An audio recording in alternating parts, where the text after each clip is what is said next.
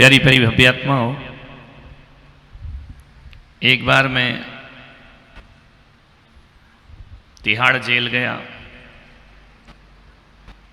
प्रवचन करने। ये तो बड़े कान खड़े हो गए कि महाराज भी जेल गए क्या। उदयपुर जेल में भी गया था, जहां जाता हूं हर जेल में जाता हूं। तिहाड़ जेल में मैं प्रवचन करने गया। दिल्ली में मेरा चातुर्मास था। प्रवचन के बाद मैंने देखा कि एक कैदी प्रवचन सुनने के बाद फूट फूट कर रो रहा है। एक पेड़ के नीचे जाकर बैठ गया और रोने लगा।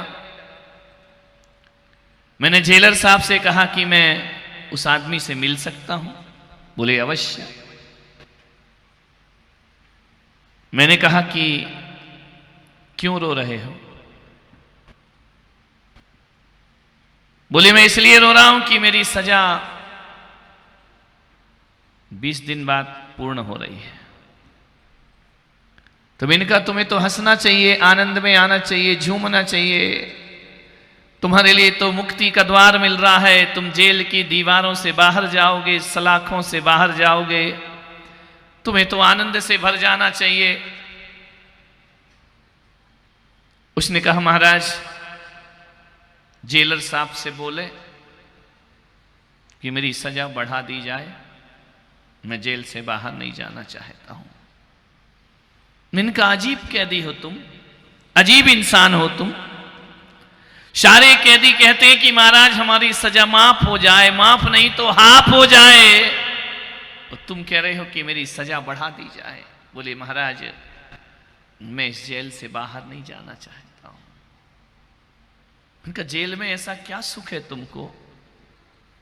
बोले सुख तो जेल में किसी को नहीं मिलता है। परिंदा कैद में होता है तो उसकी मानसिक बहुत बड़ी पीड़ा होती है। ध्यान रखना, जेल में पुलिस वाले भी होते हैं और जेल में अपराधी भी होते हैं, लेकिन अपराधी को धक्के मार के जेल के अंदर लाया जाता है और पुलिस अपने स्वाभिमान से जेल के अंदर जाया करती है। ध्यान रखना।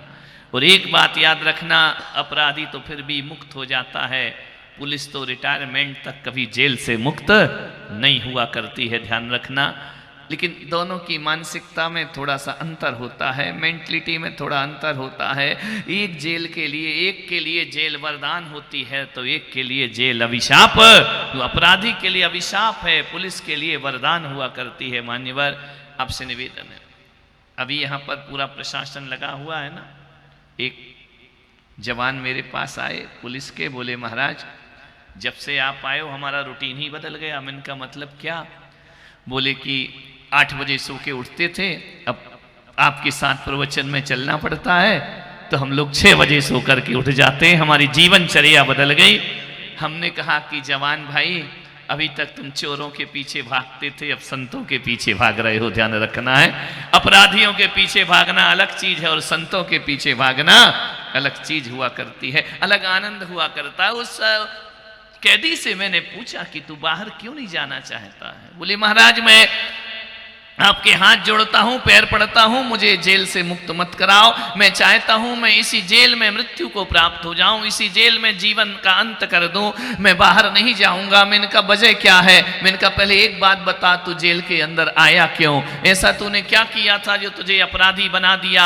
ऐसा क्या हो गया जो कैदी बन करके जी रहा है। ऐ मुक्त गगन के पंछी क्यों पिंजड़े में बंद जी रहा है, पिंजड़े के भीतर क्यों है। उसने कहा महाराज मुझसे अपराध हो गया, मुझसे गलती हो गई और उस अपराध की सजा मैं आज तक भुगत रहा हूं। कभी कभी ऐसा होता है कुछ अपराध की सजा तो माफ हो जाती है, कुछ अपराध इस तरह से आत्मा में प्रवेश कर जाया करते हैं उनकी सजा कभी माफ नहीं हुआ करती है। एक बात याद रखना कि पल भर की सदियों का ध्यान रखना, एक बात जीवन में याद रखना, पल भर की खता सदियों की सजा बन जाया करती है। ध्यान रखना, एक छोटी सी भूल जिंदगी को बर्बाद कर देती है। मैंने उससे पूछा कि बता तूने कौन सी भूल की है। बोले महाराज मैंने एक भूल की कि मैं अपनी पत्नी से बहुत प्यार करता था, मेरा एक परिवार था, मेरे 2 बच्चे हैं, पत्नी से बहुत प्यार करता था, सबसे ज्यादा मैं पत्नी को चाहता था, लेकिन गलत संगति में पड़ गया, लोगों के उठने बैठने में पड़ गया, ऐसे लोगों के साथ मेरा उठना बैठना हो गया, ऐसे लोगों के साथ मेरी नौकरी घिर गई कि जहां मुझे शराब पीना पड़ी। महाराज, लोगों ने मुझे शराब पीना सिखा दिया, लोगों ने मुझे बोतल पकड़ना सिखा दिया। पत्नी ने कहा कि मैं तेरे साथ गरीबी की जिंदगी गुजार सकती हूं, लेकिन शराबी के साथ जिंदगी नहीं गुजार सकती हूं, ध्यान रखना। पत्नी ने कहा कि देख तू भी हरकतें बदल ले। उसने 50 बार समझाया, मुझे समझ नहीं आया। नशे में ऐसा धुत हो गया, ऐसा धुत हो गया, ऐसा धुत हो गया। पत्नी समझाती तो दुश्मन नजर आती, रोज घर में लड़ाइयां होने लगी, रोज घर में झगड़े होने लगे। एक वक्त वह था कि पत्नी रोज शाम को मेरा इंतजार करती थी, और अब एक वक्त वो है कि जब मैं घर जाता था मेरी पत्नी मुंह बिगाड़ लिया करती थी। ध्यान रखना है, वो प्यार खत्म हो गया। एक शराब में, एक नशे ने मेरी जिंदगी के सारे सुख चैन छीन लिए। महाराज, मेरे बच्चे मेरे पास बैठना पसंद नहीं करने लगे। मेरी पत्नी ने लाख समझाया, रोज झगड़े होते, रोज झगड़े होते। हमारे घर में कलह प्रवेश कर गई, सुख शांति भरा हमारा घर एक नरक में तब्दील हो गया। महाराज, मैं बहुत दुखी हुआ, मैं शराब पीने लगा, शराब में ऐसा मस्त हो गया।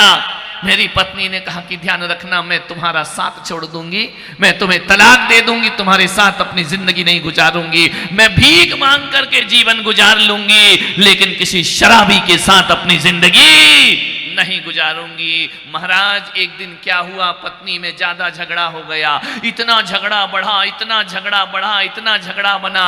मुझे गुस्सा आया, मैंने, मेरी पत्नी ने अटैची उठाई, कपड़े रखे और बच्चे को लेकर के चली गई। आज के बाद कभी मैं तुम्हारे घर में वापस नहीं आऊंगी, अब तुम रहो और अपने दोस्तों के साथ जिंदगी गुजारो।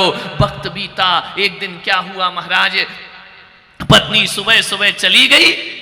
चली जाने के बाद मैंने अपने दोस्तों को फोन किया कि जो जीवन की रुकावट थी वो आज सदा के लिए चली गई, आओ घर में पार्टी करते हैं। मेरे 4-5 दोस्त आए, बोतल खुली, शराब पी, जश्न मना। थोड़ी देर बाद में क्या देखता हूं, मेरे हाथ में शराब का प्याला है, पीते गया, घूंट दर घूंट पीते गया। पीते पीते थोड़ी देर बाद हम दोस्त ठहाके लगा रहे थे, आनंद मना रहे थे, मौज मस्ती में लीन थे। इतने में दरवाजे में दस्तक आई, दरवाजा खटखटाया गया। मैंने कहा कौन है दरवाजे पर? जाकर के देखा तो मेरी पत्नी दोनों बच्चों के साथ दरवाजे पर खड़ी थी। मैंने कहा तू तो मुझे छोड़कर चली गई थी, वापिस क्यों लौट करके आई? निकल जा मेरे घर से, तुझे रहने की यहां कोई जरूरत नहीं है। पत्नी ने कहा मैं गई नहीं थी, मैं यही देख रही थी, मेरे जाने के बाद तुम मेरे घर को कैसा नरक बनाते हो, मेरे मंदिर जैसे परिवार को कैसा तुम नरक में बदल देते हो, कैसा वातावरण करते हो। मैंने देख लिया तुम जिंदगी में सुधरने वाले नहीं हो। मैं लौट करके इसलिए आई कि देखूं तो मेरे घर की बर्बादी कैसे, जिस घर को मैंने अरमानों से सजाया, जिस घर के लिए मैंने अपने प्राण समर्पित किए। आदमी अपने घर से बहुत प्यार करता है, ध्यान रखना है। इस घर में बाग बगीचे लगाए, उस घर को जहां गुलाब खिला करते थे वहां शराब के प्याले खुल रहे हैं। पत्नी को गुस्सा आया, उसने कहा दफा हो जाओ इस घर से, ये घर मेरा है, ध्यान रखना। इस घर को मैंने सजाया है, संवारा है, इस घर को सहेज करके रखा है, निकल जाओ मेरे घर से। सारे दोस्तों को मैंने भगाया, सारे दोस्त मुंह लटका कर मेरे भाग गए। महाराज, शराब के नशे में मैं ऐसा चूर था, मैंने कहा तूने मेरे दोस्तों की बेइज्जती की, मैंने घर की लक्ष्मी को नहीं देखा, मेरे दोस्तों का अपमान मुझसे बर्दाश्त नहीं हुआ। महाराज, मेरा पत्नी में झगड़ा बढ़ गया, इतना झगड़ा बढ़ा, इतना झगड़ा बढ़ा, गुस्से में कुछ नहीं दिखा मुझे। एक लोहे की राड रखी थी, आओ देखा ना ताओ, मैंने पत्नी के सिर पर वार किया। पत्नी चक्कर खा के गिरती है, वहीं बेहोश होती है। 5 मिनट बाद में देखता हूं मेरी पत्नी दुनिया से विदा हो गई, उस संसार में मौजूद नहीं। मैं उसका हत्यारा बन गया महाराज, मैंने उसके प्राण ले लिए। एक शराब के कारण, एक नशे के कारण मैंने अपने घर को शमशान में तब्दील कर दिया। थोड़ी देर बाद मेरे बच्चे लिपट के रो रहे हैं मेरी पत्नी से, खून की धार बह रही है। पुलिस आती है और मुझे अरेस्ट करके ले जाती है। ध्यान रख महाराज, आज 14 साल पूर्ण हो गए, मुझे हत्या का केस लगा और अभी मुझे खबर मिली है कि 20 दिन बाद तुम्हें जेल से रिहा किए जाओगे। तो मैंने कहा वापिस क्यों नहीं जाते हो, तुम्हारे बच्चे तो बहुत बड़े हो गए होंगे। बोले हाँ महाराज, 14 साल बाद बेटी 24 साल की हो गई, मेरा बेटा 18 साल का हो गया। तो मैंने कहा फिर घर क्यों नहीं जाते हो। बोले नहीं जाऊंगा महाराज मैं घर। मैंने कहा इतने दिन हो गए तुम्हारे बच्चे मिलने आए। बोले नहीं, मैंने कई बार खबर भेजी कि तुम्हारा पिता तुमसे क्षमा मांगना चाहता है, तुम आ जाओ। हमारे बच्चों ने कहा जब हमने पूरा बचपना जवानी में तब्दील कर दिया, जब हम अपने पैर पर खड़े हो गए, हम में से बाप का मुंह देखना नहीं चाहते हैं, हम में से बाप को बाप कहना नहीं चाहते हैं। जिसने मेरी मां की हत्या की हो, ऐसे बाप से हम नफरत करते हैं, हम ऐसे बाप को बाप का दर्जा नहीं देंगे। 14 साल क्या, हम इस जन्म में तुम्हारा मुंह नहीं देखेंगे पलट करके। कोई जरूरत नहीं हमें औलाद कहने की, हम बिना बाप का जीवन गुजार देंगे, लेकिन हमें ऐसे हत्यारे और शराबी बाप की जरूरत नहीं है। महाराज अब बताओ मैं किसके लिए घर लौट कर वापिस जाऊं, मेरा घर बिक गया, बच्चे मुझसे नफरत करते हैं। 14 साल से निगाहें तकती रही कि मेरे बच्चे आएंगे, मेरे बच्चे आएंगे, एक बच्चा नहीं आया मेरे पास। मेरे रिश्तेदारों ने मुझसे मुंह फेर लिया। अब बताओ महाराज मैं इस जेल से निकल के कहां जाऊंगा। इसलिए मैं चाहता हूं कि मेरी मृत्यु इसी जेल में होना चाहिए। बच्चे कहते हैं ऐसे कुलघाती बाप को हम बाप का दर्जा नहीं दे सकते हैं। ध्यान रखिए, कभी हमसे नजरें मिलाने की कोशिश ना करना। महाराज जेलर साहब से कह के मेरी सजा बढ़ा दी जाए। ध्यान रखना, पल भर की खता सदियों को सजा मिलती है। थोड़ी सी भूल, थोड़ा सा आवेश, थोड़ा सा असंयम भाव, थोड़ी सी आपराधिक प्रवृत्ति पूरे जीवन को बर्बाद कर दिया करती है। मान्यवर आपसे निवेदन कर रहा हूं, बहुत बड़ी चिंता है आज समाज में। बड़ी तेजी से युवा नशे की गिरफ्त में आ रहे हैं। ध्यान रखना, मैं अहमदाबाद था, मेरा ट्रीटमेंट होता था, थेरेपी होती थी। 3 किलोमीटर जाता था, एक कॉलेज पढ़ता था, स्कूल पढ़ता था, कोचिंग पढ़ती थी। रास्ते में बेटियां सिगरेट पी रही हैं, रास्ते में धुएं के छल्ले बनाकर उड़ा रही हैं, चौराहे पर खड़े होकर के शराब के प्याले पी रही हैं लड़कियां। लड़के तो छोड़ो, बेटियों को हमने देखा शराब पीते। मुंबई में एक परिवार मैंने देखा, बाप भी शराब पी रहा, बेटी भी शराब पी रही है, लड़का भी शराब पी रहा है, उसके घर में बियर बार बना हुआ है। ध्यान रखना, दुर्भाग्य इस समाज का। मान्यवर मैं आपसे निवेदन करने जा रहा हूं, नशा का राक्षस अपने पैर फैला रहा है। छोटी उम्र में बच्चे जवान हो रहे हैं। गुजरात में शराब में पाबंदी है, लेकिन देखता हूं कि बॉर्डर पे जैसे ही आते हैं ना, महाराष्ट्र में, दमन में जब लोग जाते हैं, खुलेआम शराब बिका करती है। ध्यान रखिए मान्यवर, आपसे निवेदन है, समझ नहीं आता है। एक तरफ तो सरकार नियम बनाती है कि कोई शराबी यदि रास्ते में शराब पीकर बहकता हुआ दिखे, उसे उठाकर जेल में बंद कर दो, थाने में डाल दो। कैसी राजनीति है। एक तरफ तो शराबी के लिए थाने में बंद किया जाता है, जेल में डाला जाता है, और दूसरी तरफ ये अंधी सरकार शराब के धड़ल्ले से लाइसेंस भी दिया करती है। ध्यान रखना, शराब के लाइसेंस बढ़ रहे, शराब की दुकानें खुल रही हैं। बड़े अफसोस की बात है। ध्यान रखिए, गली गली नुक्कड़ नुक्कड़, यहां से मैं जाता हूं 2-3 दुकानें पड़ती हैं। ध्यान रखना मान्यवर, आपसे निवेदन है, सब्जी फल की दुकान ढूंढने में घंटों लग जाते हैं, और शराब की दुकान कदम कदम पर मिल जाया करती है। ध्यान रखिए, कहां ले जाएंगे हम देश को, कहां ले जाएंगे संस्कृति और सभ्यता को, कहां ले जाएंगे इस देश को। मेरे भाई मैं आपसे निवेदन कर रहा हूं, ये अमन चैन के साथ खिलवाड़ है। भारत के युवाओं की ताकत को खोखला किया जा रहा है। लेकिन युवा पीढ़ी यदि शराब जैसे नशों के गिरफ्त में आएगी तो एक बात याद रखना, हमें अमेरिका से तोप तमंचे तो मिल जाएंगे, लेकिन उनको चलाने वाले हाथ हमारे पास नहीं होंगे। लड़खड़ाता युवा क्या भारत का भविष्य होगा?